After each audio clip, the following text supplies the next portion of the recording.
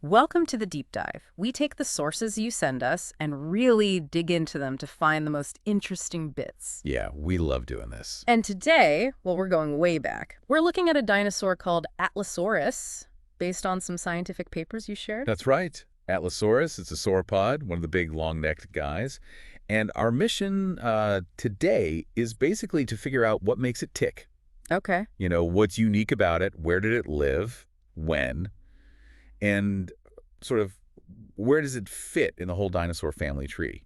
We'll try to make sense of the science without getting too bogged down in jargon. Sounds good. Let's jump in. The name itself, Atlasaurus, it sounds pretty epic. Where does that come from? It really does, doesn't it? It does. Well, it was discovered back in 1981, the location, Morocco, specifically the High Atlas Mountains. Ah, okay. Atlas Mountains. Atlasaurus. Makes sense. Exactly. That's a direct nod to the location and also, the Titan Atlas from Greek mythology, holding up the world, suggesting something huge. Right, massive scale. And the Yep. Lycosaurus just means lizard or reptile.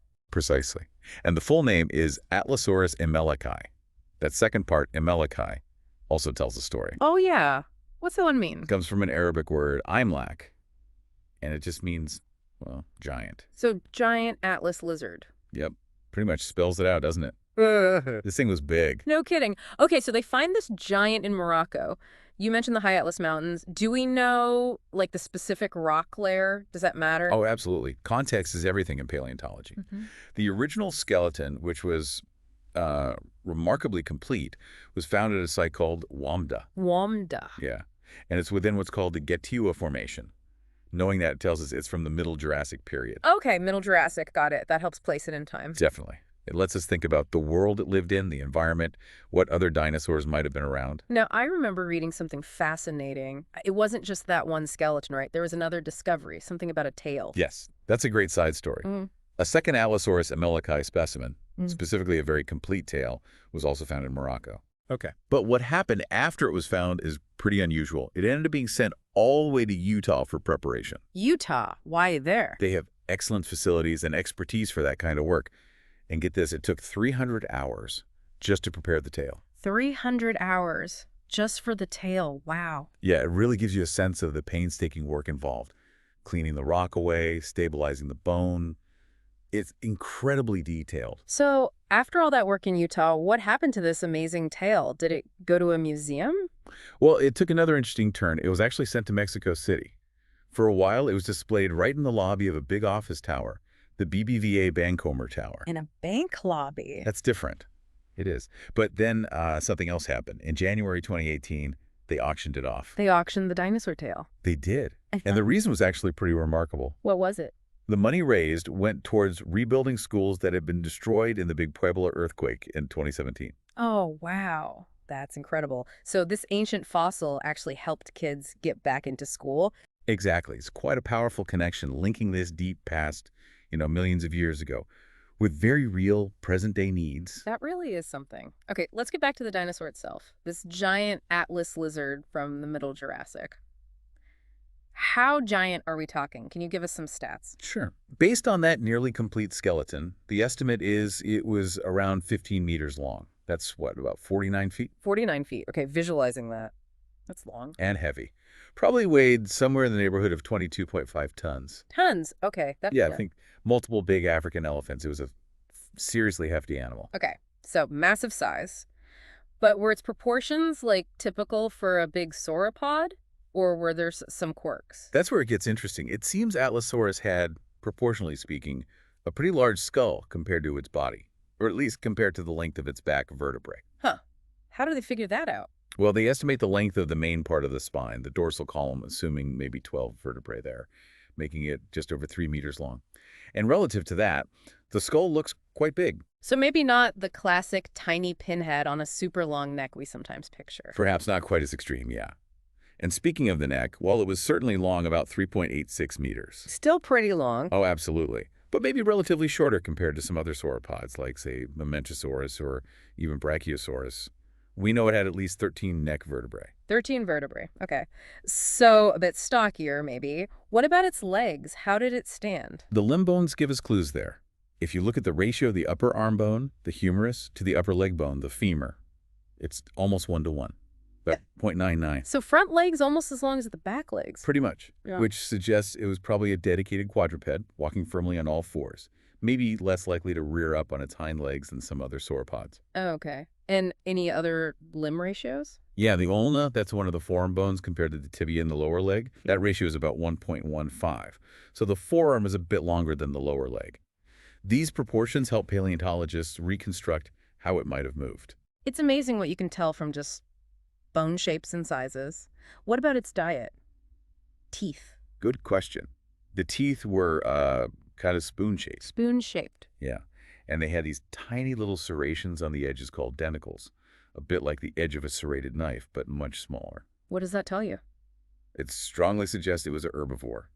Those teeth would have been good for stripping leaves off branches, not for chewing tough stuff necessarily, but for gathering vegetation. Okay, a plant eater. And you mentioned the skull was relatively large. Was the jaw large, too? Yeah, the lower jaw was pretty substantial, about 69 centimeters long, so over 2 feet. Wow. And the limb bones themselves, just the sheer size. Oh, they were huge. The humerus, the upper arm bone, was nearly 2 meters long, 1.95 meters. 6.5 feet for an arm bone. Yep, and the femur, the thigh bone, was even bigger, around 2 meters long. Just massive pillars supporting all that weight. Incredible. Okay, so we know when it lived in Middle Jurassic. Can we get more specific? We can narrow it down a bit more.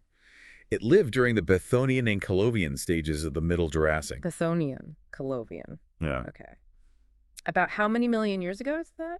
Roughly speaking, we're talking somewhere around 166 to maybe 163.5 million years ago. Right in the middle of the age of dinosaurs. Exactly. And a really interesting time because the supercontinent Pangaea was starting to break apart. So finding Atlasaurus in North Africa helps us track how these giant herbivores were spreading out and evolving as the continents drifted. Makes sense. Location matters. Now, you mentioned its place in the family tree. That seems like it's been debated a bit. Oh, definitely. That's pretty common in paleontology, actually. Science evolves as we find more fossils and develop better ways to analyze them. So what was the first idea about Atlasaurus? Well, initially, because it was from the Middle Jurassic and had some features thought to be somewhat primitive, it was often just lumped in with a group called Cetiosaurs, kind of a catch-all term for early, less specialized sauropods back then. Okay, a Cetiosaur. But that changed. It did. More detailed studies looked closely at the vertebrae, the limb bones, and they found similarities to Brachiosaurus. Ah, the really famous one with the high shoulders and long neck. That's the one. So for a while, the thinking was that Atlasaurus might be a relative, maybe an earlier member of the Brachiosauridae family or closely related to it, sharing that kind of build, perhaps. Interesting. So a possible brachiosaur relative, but I think you mentioned another group, Turia something. Turiasauria. Yes, that was another hypothesis that came up more recently. Turiasauria. What are they like? They're another group of large sauropods, mostly known from Europe, actually, generally quite robust. Putting Atlasaurus in that group was interesting because of the geography, North Africa versus Europe. It suggested maybe some connections or migrations we didn't fully understand. Okay. So Cetiosaur, then maybe Brachiosaur, then maybe Turiasaur. Yeah. Where does it stand now? Is there consensus? Well, the most recent analysis actually looked closely at the Turiasaurs themselves, and, well, it sort of swung the pendulum back again. Back towards Brachiosauridae. Potentially, yes. The analysis suggested it might fit better as a brachiosaurid after all. So it's still a bit uncertain, which is fascinating, really. It shows how science works. New data, new analyses can lead to revised ideas. It really highlights how piecing together the past from fragments is like detective work, doesn't it? Absolutely. And Atlasaurus is a prime example. It's a unique mix of features that relatively big skull, the slightly shorter neck for its eyes, the specific details of its bones, means it doesn't fit perfectly into any one box easily. It keeps paleontologists thinking. So if we were to summarize the key things that make Atlasaurus stand out, what would they be? I'd say definitely the skull-to-body proportion being larger than expected, and that relatively shorter neck compared to some giants. Okay. And crucially, its time and place. A confirmed large sauropod from the Middle Jurassic of North Africa. That's significant for understanding how these animals diversified across the globe as the continents were shifting. Right. It's a key piece of the puzzle for that specific time and region. Exactly. It tells us about the unique evolutionary paths happening in North Africa during that critical period. Well, this has been absolutely fascinating, really getting to know this giant Atlas lizard? It's a cool dinosaur, isn't it? Definitely. From the name itself to that incredible story about the tail helping rebuild schools and its somewhat mysterious place in the family tree, Atlasaurus certainly gives us a lot to think about. It does, and it's a great reminder that every fossil discovery potentially holds these layers of stories, not just about the ancient animal, but about the process of discovery, science, and sometimes even unexpected connections to our modern world. That leads perfectly into a final thought for you, our listeners. Thinking about that incredible journey of the Atlasaurus tail, Morocco, Utah, Mexico City, the auction, what other hidden stories, what other human connections might be wrapped up in fossil discoveries yet to be made, or even ones sitting in museum drawers? And how do these often unseen journeys shape our global picture of life's history?